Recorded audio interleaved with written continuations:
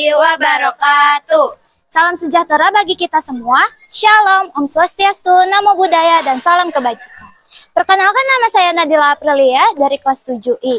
Saya akan meliput kegiatan PBLHS, Peduli Budaya Lingkungan Hidup Sekolah. Di sini kami bekerja sama dengan masyarakat sekitar sekolah dengan melakukan kegiatan Jumsi yang sering kami lakukan. Dalam kegiatan Jumsi ini diikuti oleh kepala sekolah, ketua kegiatan PBLHS, serta para guru-guru.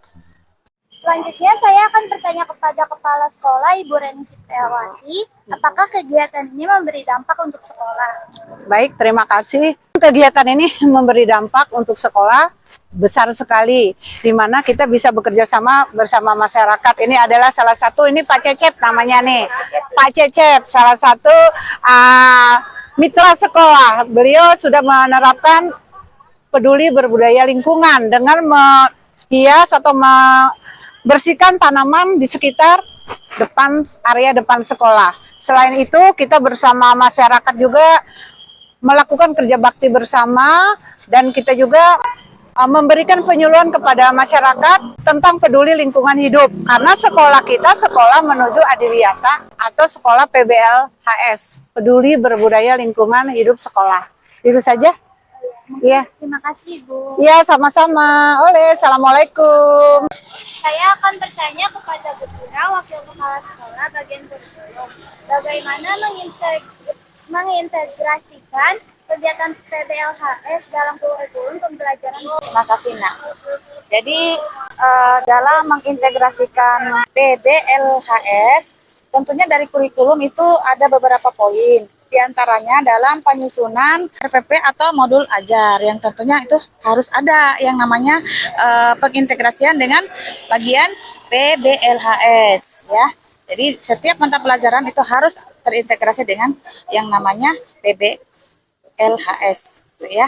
Kemudian ada lagi, jadi dalam kurikulum itu kita sebagai guru, ya, tentunya harus membiasakan dalam pembelajaran sehari-hari itu juga mengintegrasikan apa yang kita lakukan di sekolah.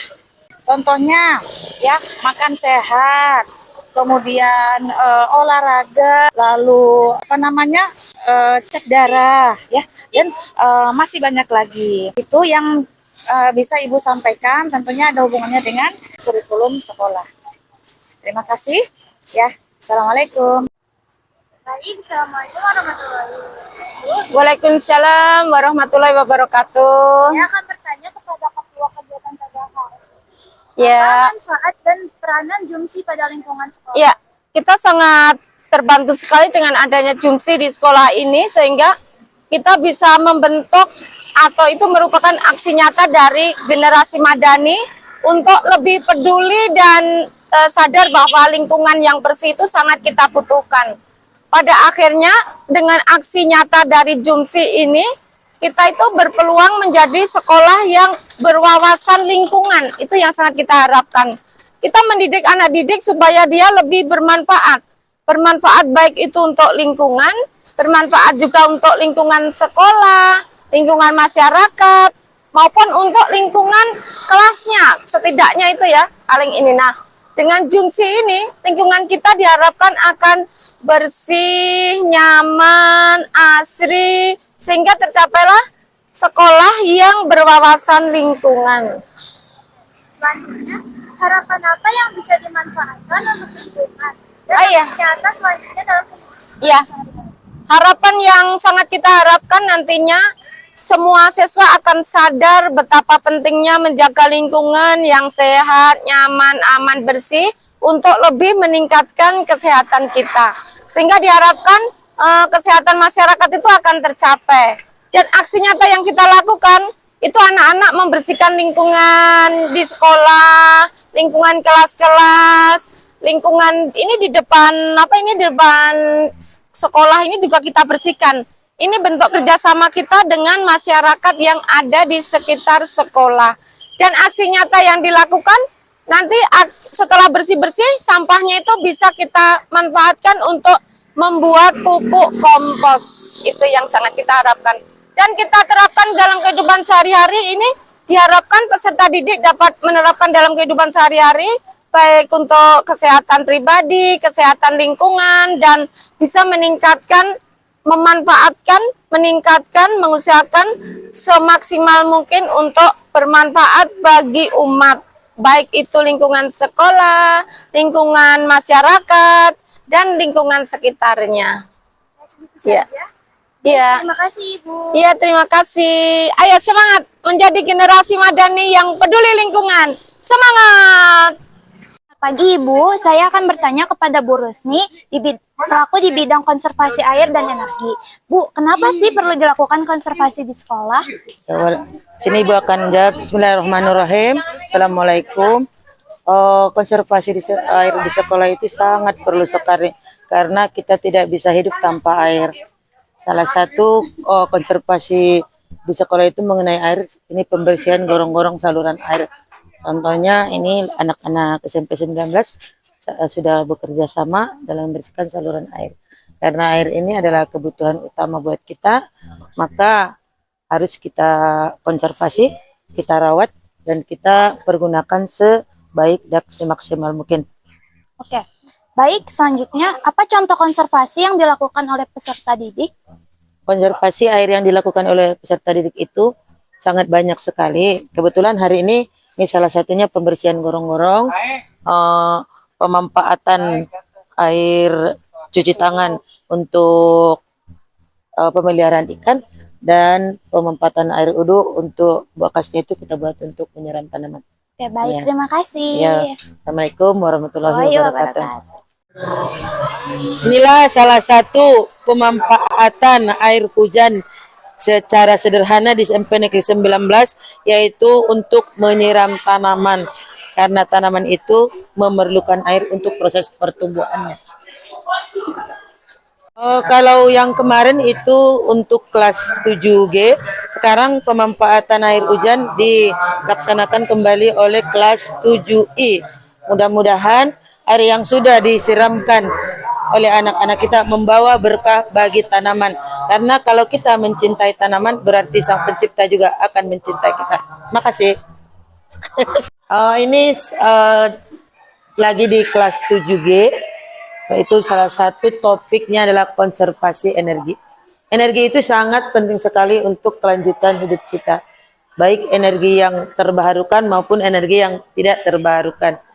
Salah satu contoh penggunaan energi yang ada di sekolah kita ini adalah dengan cara mematikan dan menghidupkan lampu. Sekarang silakan Ibni maju ke depan untuk melakukan konservasi energi, mematikan dan menghidupkan lampu.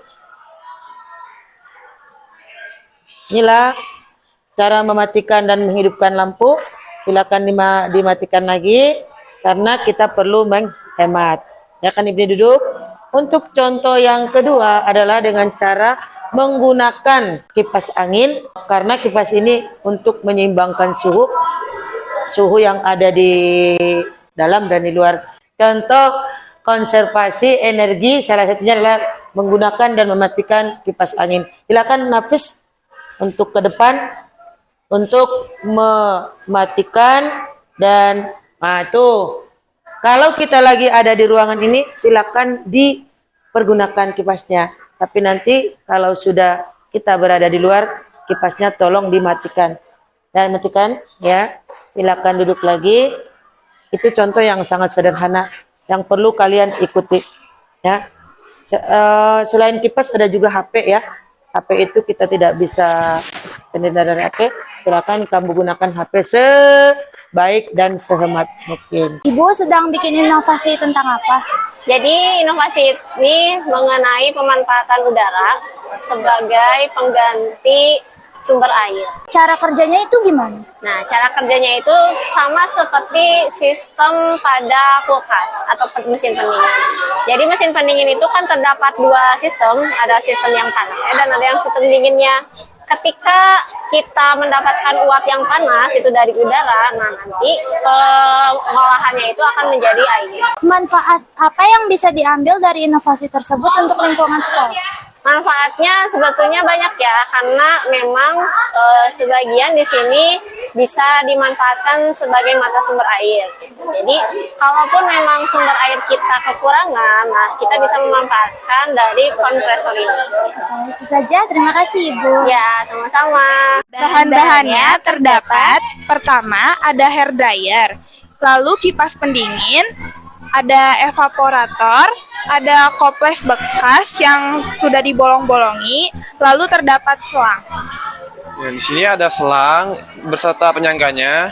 Lalu di sini ada kotak bekas biskuit dan di sini ada saklar otomatis. Terus di bagian bawahnya di sini ada kompresor, lalu ada kondensor, dan di sini ada evaporator. Ibu, ini tuh fungsinya untuk apa sih? Oh, ini tempat untuk pengumpulan sampah organik ya, khusus daun-daun kering. Nanti kita masukkan ke sini ke dalam nih, ya nih daun-daun yang kering nih, khusus untuk sampah organik. Nanti 2 bulan kemudian kita bisa panen ya. Panennya disiramkan ke pohon-pohon sebagai pupuk cair gitu ya. Dan ini multifungsi. Ini juga mejanya ya, kayak seperti meja kan. Tempat sampahnya ini kita tutup nih, nanti kita bisa ngobrol-ngobrol di sini sambil makan gitu ya. Moga-moga sih tidak tercium baunya ya, karena dia panennya 2 bulan sekali. Oke gitu ya.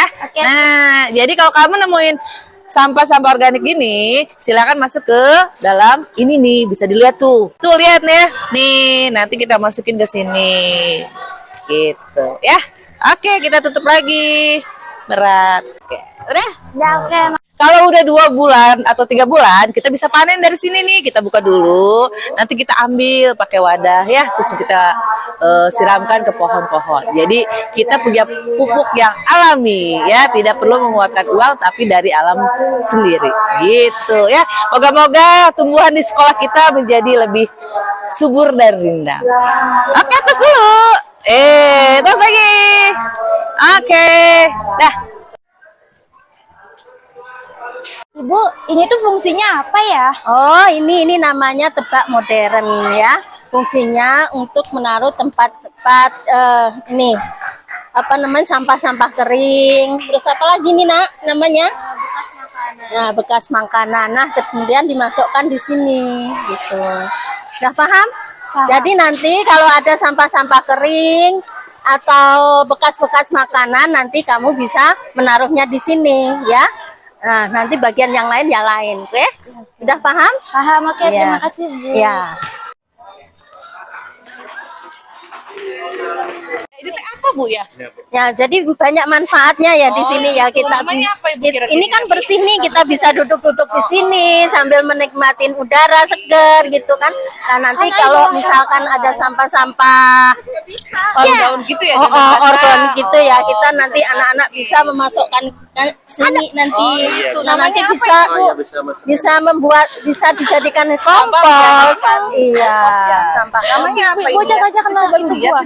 Gini ya. Tebak apa namanya Pak Hendrik? Oh, tebak modern. Bagus ya, bagus ya. jadinya bersih. Sekolah kita kelihatan bersih ya. Assalamualaikum warahmatullahi wabarakatuh. Apa kontribusi yang Bapak lakukan selaku masyarakat peduli lingkungan terhadap sekolah? Saya ngebantu SMP 19 kebersihan lingkungan warga sekitarnya. Itu aja? Iya. Terima kasih. Ya, saudara. Bapak, selamat pagi, maaf mengganggu waktunya. Pagi. Saya mau bertanya, apa yang sudah Bapak lakukan untuk membantu kebersihan lingkungan sekolah? Oh ya, saya tiap hari berjualan, membersihkan halaman jualan saya. Sudah segitu saja. Oke, terima kasih. Oh ya. Baik, selamat pagi. Saya akan bertanya, apa yang sudah Bapak lakukan untuk membantu kebersihan lingkungan sekolah? Ya, biasanya sih tiap pagi nyapu, kalau ada yang buat sampah sembarangan ya dikasih tahu buat buang sampah ke tempatnya. Gitu aja sih paling. Oke, terima kasih. Kesimpulannya, setelah mewawancarai beberapa narasumber bahwa kegiatan PBLHS ini sangat penting dan bermanfaat untuk kehidupan sehari-hari, khususnya bagi peserta didik dalam menjaga lingkungan agar tetap bersih, sehat, serta dapat memanfaatkan air dan energi yang dengan baik. Sekian video kali ini, saya Nadila mengucapkan terima kasih atas perhatiannya. Wassalamualaikum warahmatullahi wabarakatuh.